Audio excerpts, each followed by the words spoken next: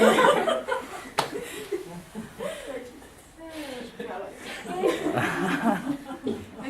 bonjour, je m'appelle Laurence Soucy. Je m'appelle Jennifer Rancourt. Et on est étudiante en sciences de la nature au Cégep de la Pocatière. Pour le cours de communication publique au collégial, on devait présenter un sujet en rapport avec notre programme d'études. Donc on a choisi de parler des physiciens et leurs découvertes, vu qu'on a eu 3 cours de physique au Cégep. On va commencer par vous présenter Albert Einstein. Ensuite, il va y avoir Galilée, Johannes Kepler, Isaac Newton, Stephen Hawking et Nicolas Copernic. Par la suite, on va vous faire un petit quiz juste pour voir si vous avez bien écouté et si vous avez appris quelque chose.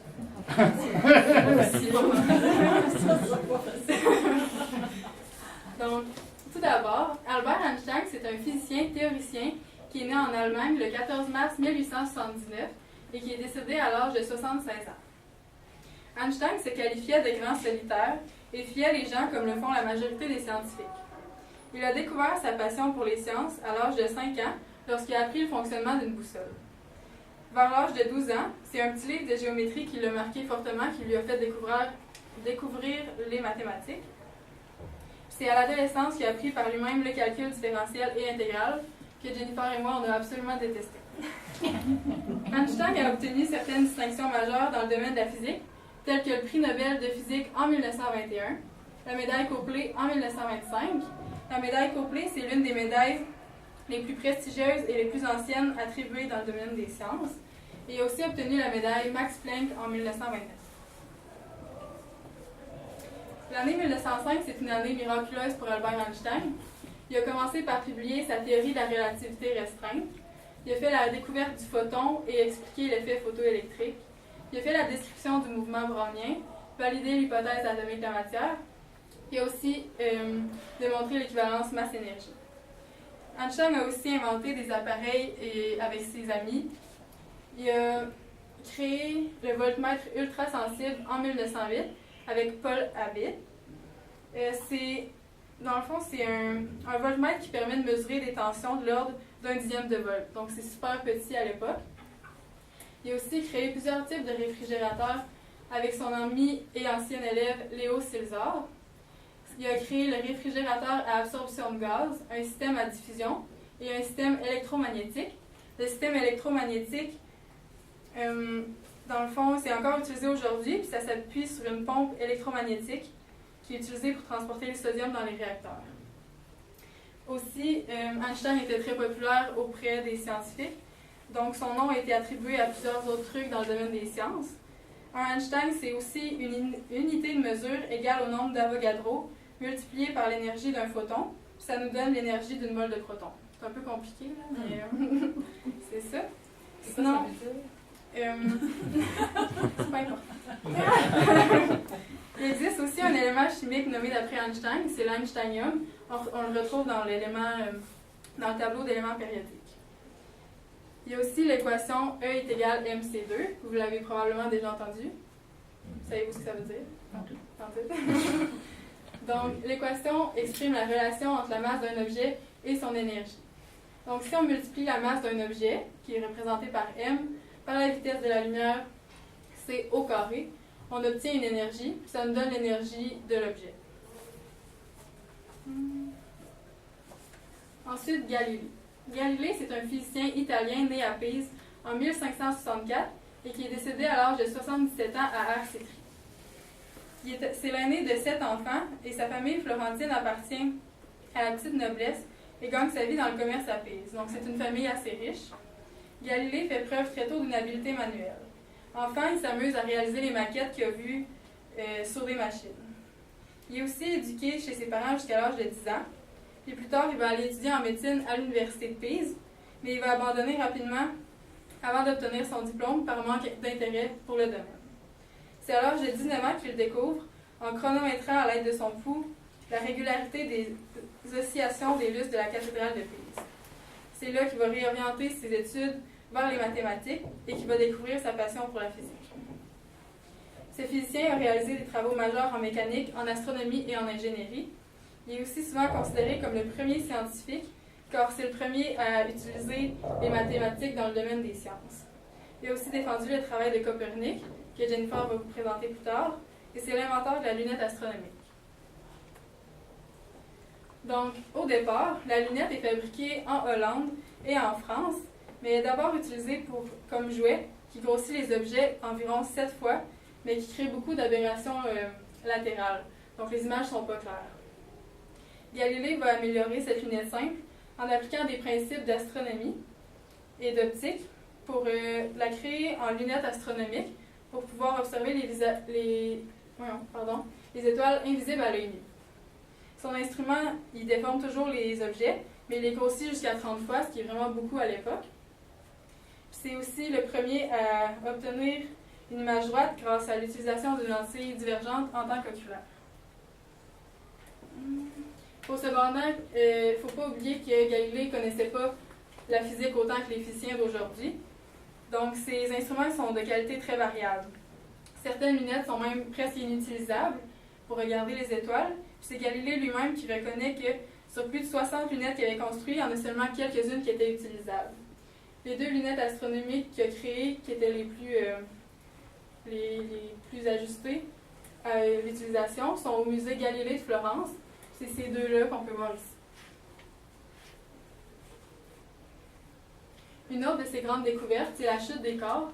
Vous avez sûrement entendu parler ou vu la vidéo que je vais vous montrer plus tard. Donc, une chute libre, c'est un mouvement dans le vide qui est principalement déterminé par sa pesanteur. L'objet est soumis à une force unique, qui est son poids, et où la résistance est absolument inexistante ou négligée. Donc, Galilée commence à travailler sur la chute des corps dès 1597, à l'âge de 33 ans, pour prouver sa théorie. D'après lui, la vitesse d'un objet est indépendante de sa masse dans le vide. Pour établir sa théorie, il remet en cause des écoles anciennes comme les idées d'Aristote, parce qu'Aristote, il croit que c'est dans la nature des objets lourds de tomber plus rapidement que les objets légers. Donc on peut le voir ici. Aristote croit que plus la masse est grande, plus l'objet va tomber rapidement, tandis que Galilée croit que peu importe la masse, ils vont tomber au même moment.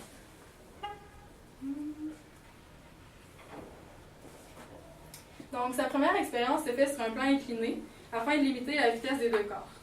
Pour mesurer le temps, il utilise des clepsydres et des clochettes pour remarquer la fréquence des sons qui s'accélèrent. Il y a une première intuition, la résistance de l'air intervient dans la chute des corps. Donc Galilée imagine que la forme des objets a une influence sur la vitesse de leur chute, contrairement à la masse. Et donc il a comme idée de commencer par faire tomber 2 corps de même poids, mais de tailles différentes, et des boules de nature différentes, par exemple le liège et le plomb. Donc il a l'impression que les 2 boules tombent en même temps. Il y a une première, ça lui allume une idée. Donc il confectionne une boîte à chute pour que le départ des 2 boules se fasse en même temps, puis il obtient encore le même résultat. Donc c'est là qu'il a déduit la théorie de la chute des corps. La vitesse d'un objet ne dépend pas de sa masse. Aussi on peut voir, je vais vous montrer une vidéo. Vous l'avez probablement déjà vu, mais c'est des scientifiques qui vont reproduire l'expérience de Galilée pour voir s'il avait raison.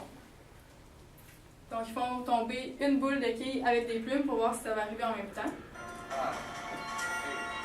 8, 7, 6, 5, 4. Count down, 2, 1, release.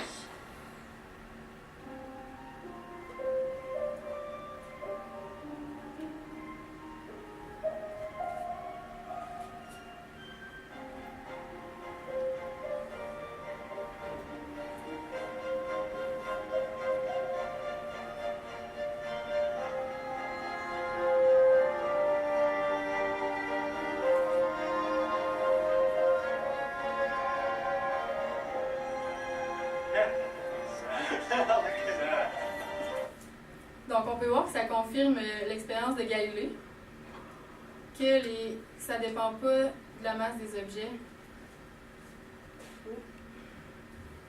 Ouais, que la vitesse d'un objet ne dépend pas de sa masse. Pour ce qui est de Johannes Kepler, il est né prématurément le 27 décembre 1571 et décédé à l'âge de seulement 58 ans à Ratisbonne. C'est un scientifique né hypocondriaque et de nature chétive, donc il souffre toute sa vie d'une santé fragile. Voilà. Il contracte la variole à 3 ans, ce qui a pour effet d'abîmer sa vie de façon permanente. Sa vie familiale était légèrement hors du commun. Il y avait un père qui était mercenaire il y avait 3 frères et sœurs et sa grand-mère fut brûlée pour accusation de sorcellerie. C'est grâce aux parents de Kepler que celui-ci découvrit sa passion pour l'astronomie. En 1619, il publie l'Harmonie des mondes, dans lequel il fait un lien entre la musique et l'astronomie en attribuant aux planètes un thème musical. Kepler a également découvert 3 lois, qui sont aussi appelées lois de Kepler, qui régissent les mouvements des planètes sur leur orbite. Donc la première loi, c'est la loi des orbites, la deuxième, la loi des heures, et la troisième, la loi des périodes. Étant MIA, il s'est servi des observations de Tycho Brahe, qui est un astronome danois renommé pour ses recherches sur le catalogue d'étoiles et sur le système géo-héliocentrique, pour découvrir ces 3 lois. Ça démontre la construction humaine. Dans le domaine de la physique, les physiciens ont souvent recours aux résultats des autres physiciens précédents pour bâtir leurs découvertes et leurs inventions. Donc la première loi de Kepler, qui est la loi des orbites, elle stipule que les planètes se déplacent sur des orbites elliptiques et que le Soleil occupe l'un des foyers. Aussi, l'excentricité définit la forme de l'ellipse. Donc, par exemple, si on a une planète qui tourne ici, le Soleil, c'est un des foyers. Pour obtenir l'excentricité de la planète, on va diviser la distance du foyer au centre de l'ellipse divisé par l'extrémité de l'ellipse jusqu'au milieu. Puis ça va donner l'excentricité. On peut voir que Mercure a la plus élevée. Ça signifie que l'orbite est en forme d'ovale, tandis que Neptune a la plus faible, donc c'est plus en forme de rond. C'est pas mal ça. La deuxième loi de Kepler, elle stipule que la droite joignant le Soleil à une planète balaie des aires égales pendant des intervalles de temps égaux. C'est cette loi-là qui a permis à Kepler de comprendre que la force retenant une planète provient du Soleil. Donc, ici, ça c'est l'ellipse du Soleil, pas du Soleil, pardon, d'une planète.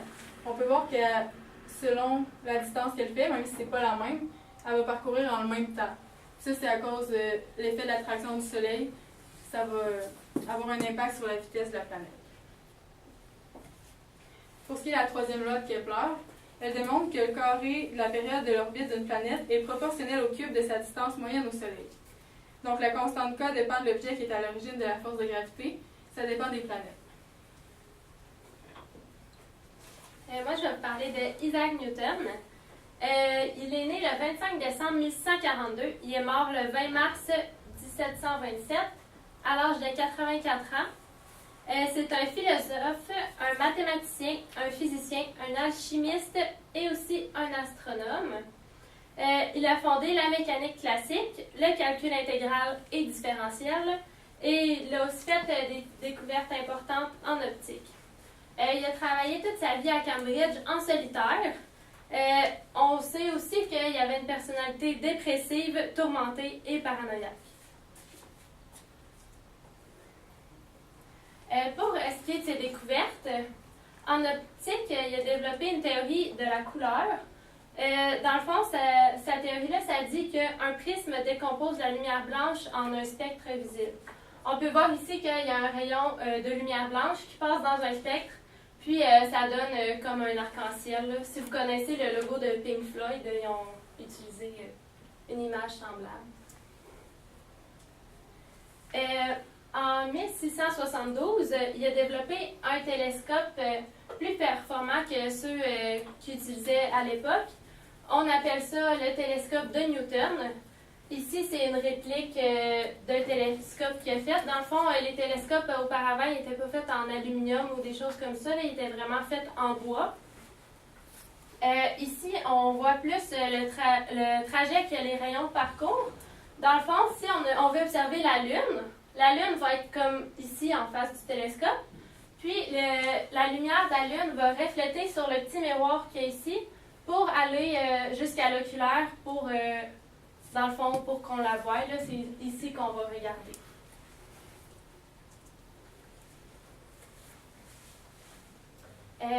Newton a établi 3 lois universelles du mouvement. Donc, on appelle ça aussi les 3 lois de Newton. Ces lois-là, ils ont resté inchangées, ça fait plus de 2 siècles. Dans le fond, ça veut dire qu'aujourd'hui, sont encore bonnes ces lois-là. C'est encore des lois qu'on peut utiliser. La première parle du principe d'inertie. Vous avez peut-être déjà entendu le mot inertie. Peut-être non.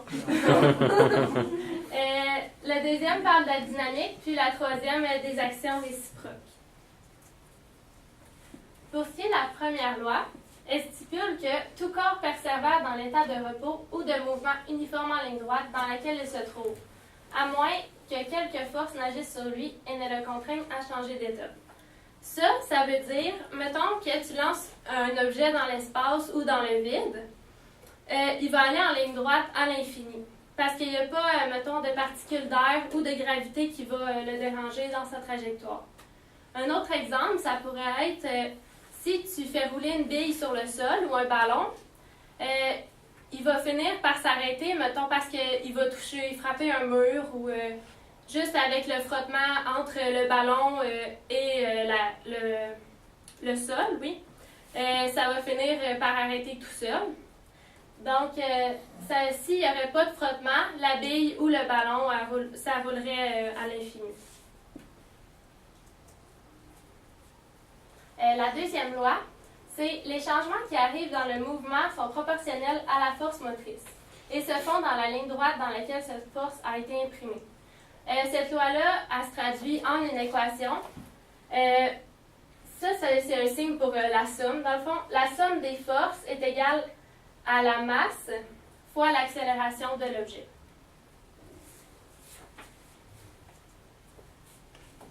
Pour la troisième loi, c'est l'action est toujours égale à la réaction.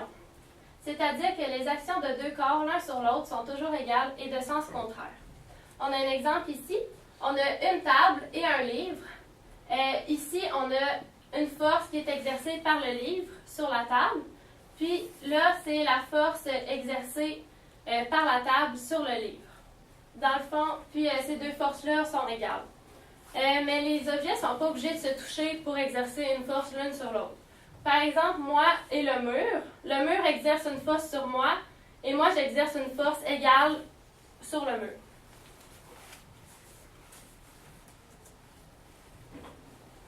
Il y a aussi formulé une théorie de la gravitation universelle. Donc ça sert à calculer la force entre deux objets.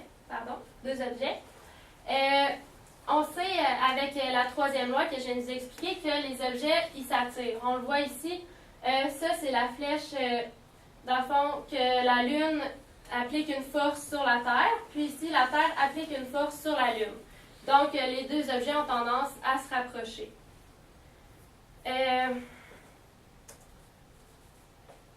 Ça, c'est quand même assez connu comme image.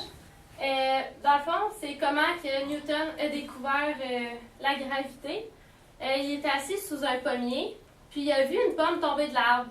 Mais il a remarqué que la pomme accélérait au cours de sa descente. Donc, il s'est dit, ouais, mais c'est comme pas normal. Fait qu'il y a une force qui fait qu'elle va plus vite en descendant. S'il n'y avait pas de gravité, la pomme, elle tomberait à une vitesse constante, comme on a vu dans la vidéo avec la plume et la balle.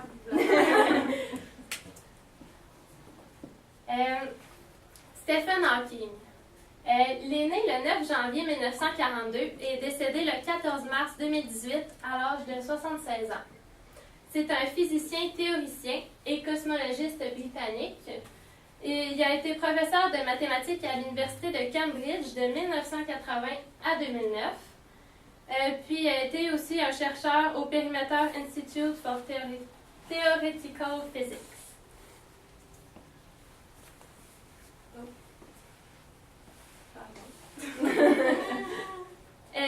Il est connu pour différentes recherches dans les domaines de la cosmologie puis la gravité quantique, mais il est surtout connu pour ses recherches sur les trous noirs. En 1988, il a publié un livre de vulgarisation scientifique qui peut être adressé à tout le monde. Puis ça résume ses théories. Le livre, ça s'appelle « Une brève histoire du temps du Big Bang au trou noir ». Il y a eu différentes récompenses et prix. Je ne les ai pas toutes écrits. Vous pouvez vous imaginer qu'il y en a amplement d'autres. il a reçu le prix Wolf de physique en 1988, la médaille Albert Einstein en 1979 et il a reçu un prix pour la physique fondamentale en 2013. Il n'a pas reçu de prix Nobel. Donc, on pense que ses travaux étaient comme trop théoriques pour qu'il puisse recevoir un prix Nobel. Sa biographie. Hawking a toujours été intéressé par les sciences, donc il a décidé de s'inscrire à l'université avec l'intention d'étudier les mathématiques.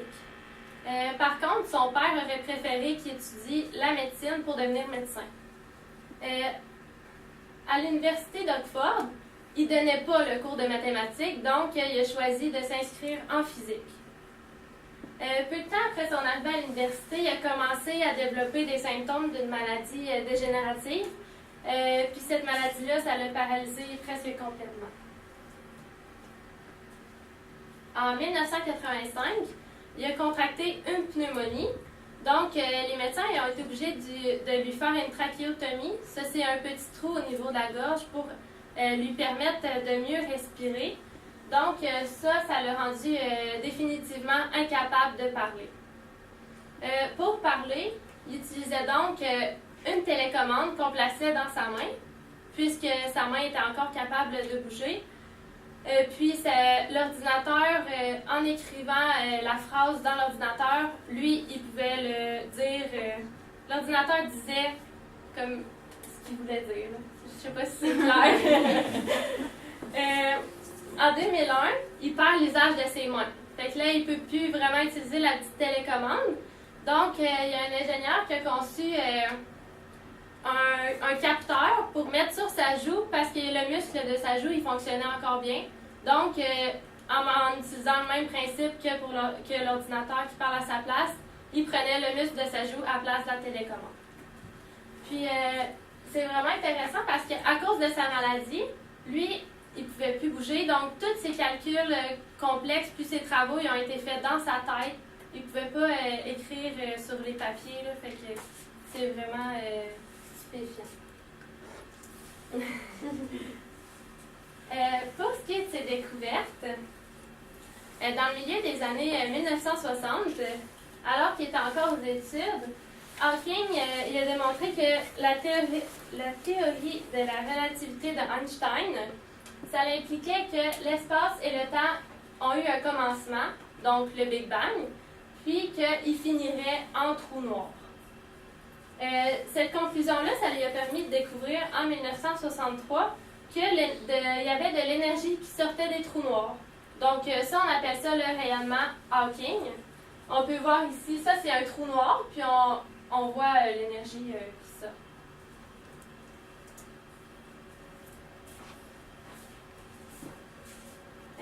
En 1971, Hawking il fait l'hypothèse que au centre de nos galaxies, il y aurait des géants trous noirs. Donc ça, c'est notre galaxie, c'est la Voie lactée. Dans le fond, selon Hawking, au milieu, ça serait un géant trou noir.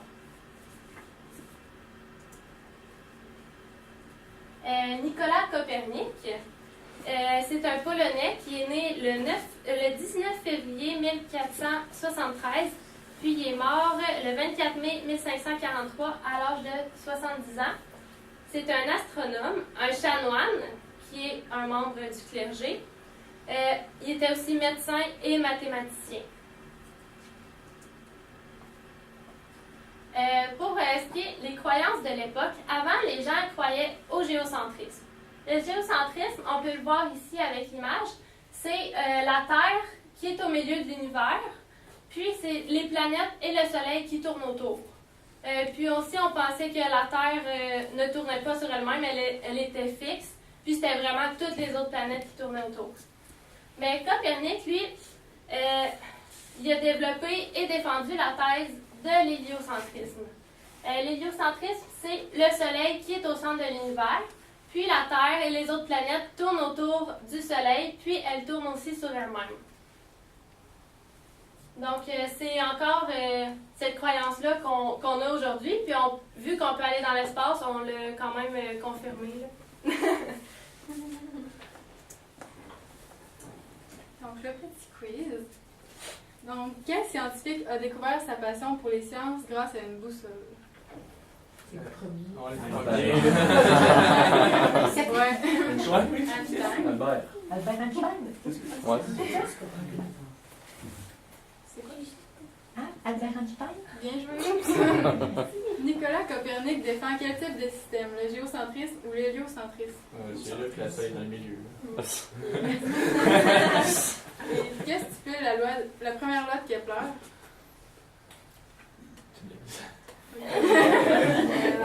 C'est la loi des orbites. Donc, elle stipule que les planètes se déplacent sur des orbites en forme d'ellipse. Quel scientifique a développé une théorie de la couleur basée sur l'observation selon laquelle un prisme décompose la lumière? Isaac Newton? Oui. Je sais pas. Quelle matière a enseigné Stephen Hawking à l'Université de Cambridge? Les mathématiques. Les mathématiques. Quelle découverte a fait le jeune Galilée à l'aide de son pouls? C'est compliqué. La régularité des oscillations des lustres de la cathédrale de Pise. J'étais pas là. J'écoutais pas ça. Donc, en conclusion, on espère que vous en avez appris davantage sur ces 6 physiciens, que sont Albert Einstein, Galilée, Johannes Kepler, Isaac Newton, Stephen Hawking et Nicolas Copernic. Si vous êtes intéressé par la vie de Stephen Hawking, il y a un film qui est sorti sur lui. Ça s'appelle Une merveilleuse histoire du temps. C'est super bon, il paraît. Donc, merci de vous être déplacés. C'est très gentil. Merci.